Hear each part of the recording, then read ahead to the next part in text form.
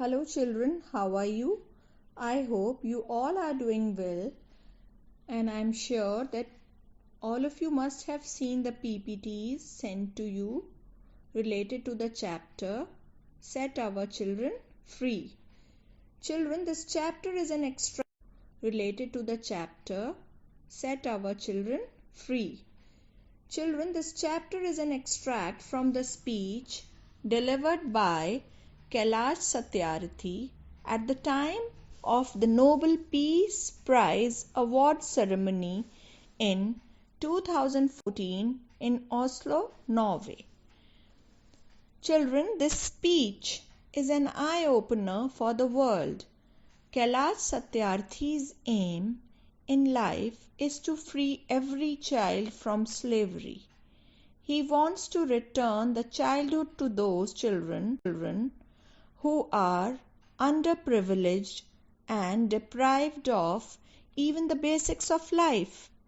According to him, a collective effort is required to liberate the children from the exploitation across the world. He has explicitly put forward his thoughts using oxymoronic expressions to emphasize the plight of millions of suppressed children. Girls, I'm sure you all are familiar with the term oxymoron, as you have already understood it through the notes given about literary devices. I'm going to recall it once again for you all. Oxymoron, which puts together opposite elements to create an effect, like cold fire, dark light, etc. Kailash Satyarthi has used several oxymorons in his speech. On page 28 of the chapter, he began his words using the oxymoronic phrase, and the phrase is the sound of silence. Again on page 29, I refuse to accept. Children, there are several other examples also in the chapter. Now I'll continue. As he addressed the Nobel Committee and the respectable gathering to put forward his thoughts about the plight of millions of suppressed children, he kept an empty chair as a symbol to mark the sufferings of these children, and also as a reminder for the people all over the world to endeavor a collective effort with a sense of urgency to protect the children.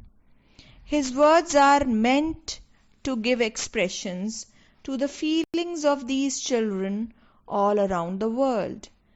He elaborated his thoughts, mentioning instances from his life, referring and quoting the holy books. He shared the voices and unfulfilled dreams of millions of deprived children. He refused to accept that the holy places like churches, mosques, and have no place for the dreams of children. He refused to accept that the world is so poor that just 1 week of global military expenditure, it means the money spent on maintaining the armed forces, can bring all the children to classrooms. He refused to accept that all the laws, constitutions, police and judges are unable.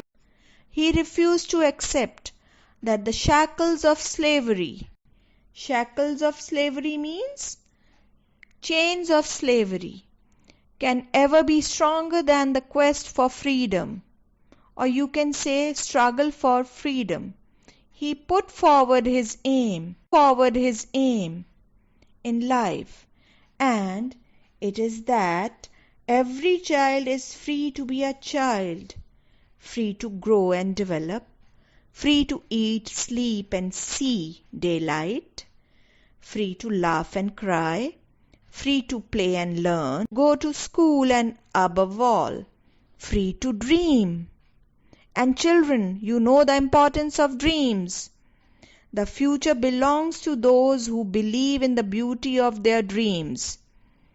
And dreams could be fulfilled through consistent effort. Okay? So, his aim is to fulfill each and every dream of each and every single child around the world.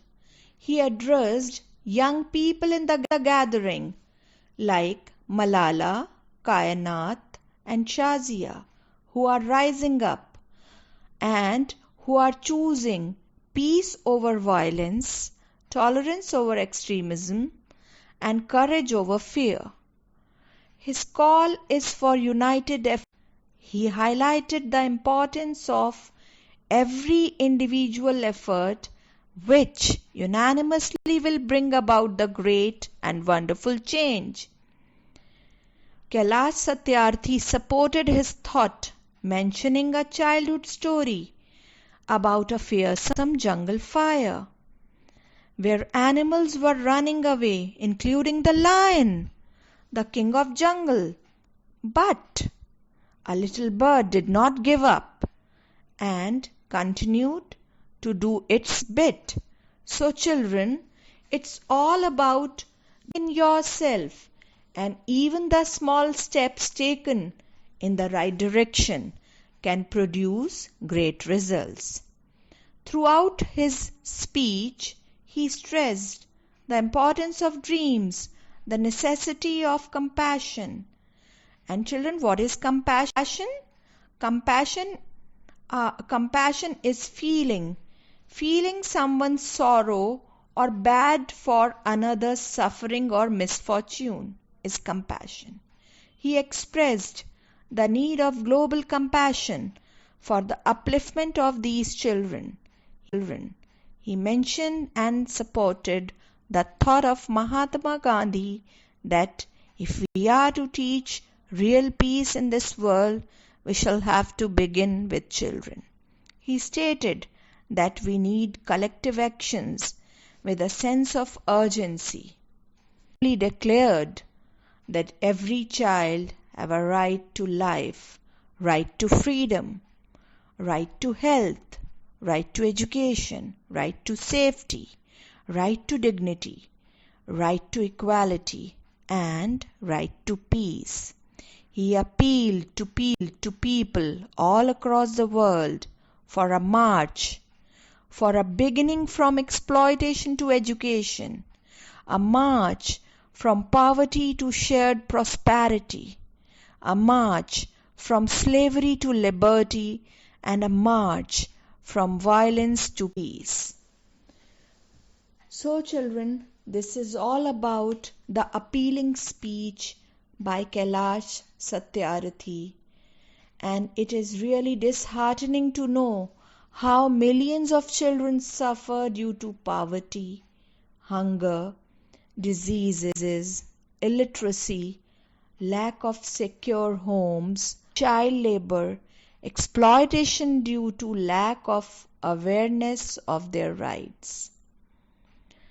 Children, before I close this session, I would like to brief that we all should be thankful to Almighty for the countless blessings bestowed upon us, and let us all not forget the story of the little bird, which teaches us that the journey of 1,000 miles begins with a single step.